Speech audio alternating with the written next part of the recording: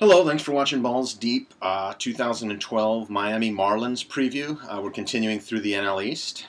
As I said, there were going to be some surprises and upsets. A lot of people have the Braves in first or second. We have them in fourth. We may be making a mistake. It's not the first time. It's not going to be the last. We got the Marlins at third place.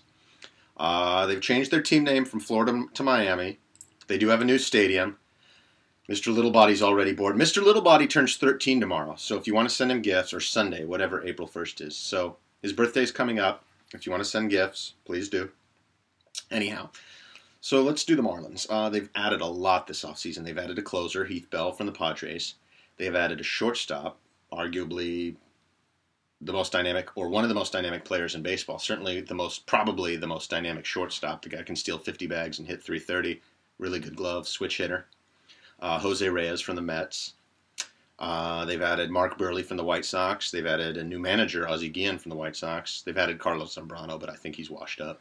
But I mean, the team, if their best starting pitcher, Josh Johnson, stays healthy, which is a gigantic if, it's like saying, I can't even come up with a good metaphor. I guess it's like saying, if you go to a Thai whorehouse and you don't get a disease, then consider yourself lucky.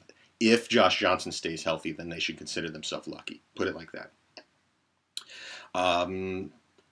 Their outfield has a super stud in right field. Mike Stanton, likes to be called Giancarlo now, has 40 or 50 home run power. The guy can mash. Their center fielder, Emilio Bonifacio, is a fast guy, not much of a hitter.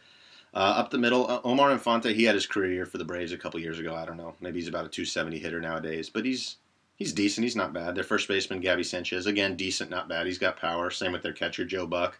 I mean, I think this team's going to rake. They have the best offense in that division, I think.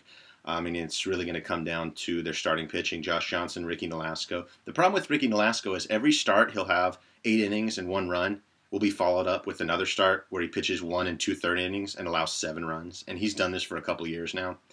Mark Burley, their addition, should be solid. Anibal Sanchez, he was pretty good last year. So their pitching is decent, but that's what's going to make or break them. Obviously, their pitching's not as good as the Phillies. It's not as deep. It doesn't have the Phillies have 3 number ones. The Marlins maybe have 1 if he stays healthy, which he won't. Their bullpen's pretty good, though. Heath Bell, Edward Mojica, Mike Dunn, Steve Chizik, and Randy Choate. This is a good bullpen. They've got some good lefties. They've got a good mix of lefties and righties, Ryan Webb. Their bullpen should not be a problem. I think it's just a matter of their starting pitching. Kings, Crumbums, and Codgers. Well, Kings, Jose Reyes. I mean, the guy came off a career year last year. I think he had the batting title and stole 50 bags. Crumbums, well, Hanley Ramirez played short last year. This is a guy, and I've seen him for 5 years. He's such a good player, but he plays when he wants to play. And I've seen him kind of devolve in the last several years because I watch him a lot. I watch a lot of NL East games, and this guy is just a dickhead. Like, he'll have a bad game, and he'll cut off his nose to spite his face. Like, if he strikes out, he'll make an error and then play like he's playing pickup ball. Like, just let the ball roll away, and the other team will get an inside-the-park home run. He's a dickhead.